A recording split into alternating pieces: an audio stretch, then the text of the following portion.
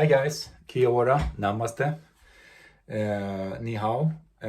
I today will try to use one of these blind buttons because someone said it couldn't be used for something else. Then you needed to have an external button in order to run extra light or something.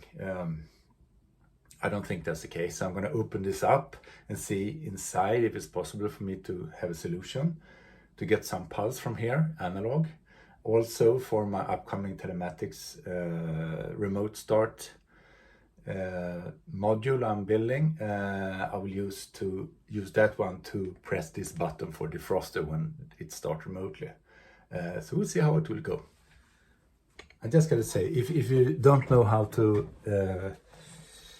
remove this one, I have some other video when I have a gear lever change, then you see how to remove the mid console. Now it's just 4 screws as it seems, or some more to open it up. So we're gonna see what we can use here. It's a regular Phillips pussy drive.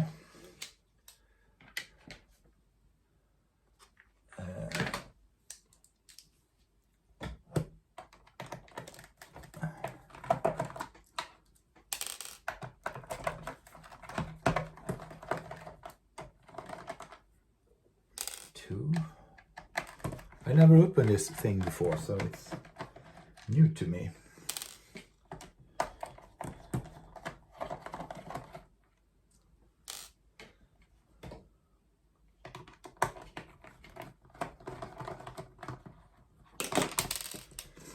Okay. Oops. I guess I need to remove the fan.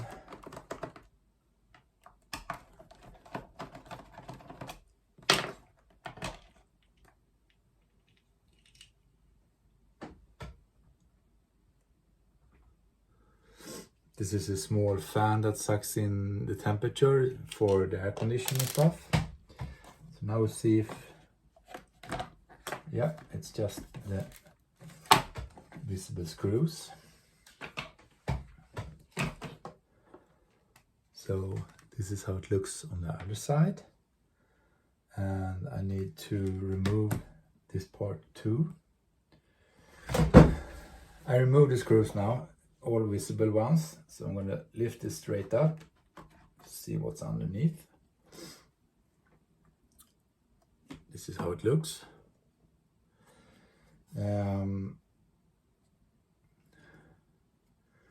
So in this case I need to follow the small PCB to get the metal part from these buttons, for these buttons.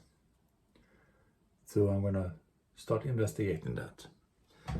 So for example, I found the defroster button here, and I followed the lines to where I made this marking. So those 2 joints are for the defroster button. I now found for the lower right button, the blind button, it's here. So I just follow the trace, and here I have the connections. So we'll see what happens when I try to solder this. This was really tough. You can see here, hopefully, 2 small metal pins that I've soldered on the PCB that I will shorten to have the same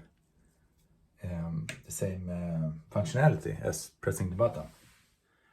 Next step, I have soldered this one. It doesn't look beautiful. Now I'm gonna have some melting glue so I can have some insulation here. Okay, so I did solder it. It doesn't look really beautiful, but it works, and I do think it's better to take it from the other side. So I'm gonna see if I can squeeze this back. Okay, so you can see here I've taken it on this side of the PCB instead, and I found 2 places where I could solder on, like this, you can see. So this one is this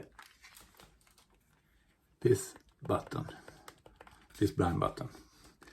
And accordingly, just the same for everyone else, every other button. But this was the most simple one.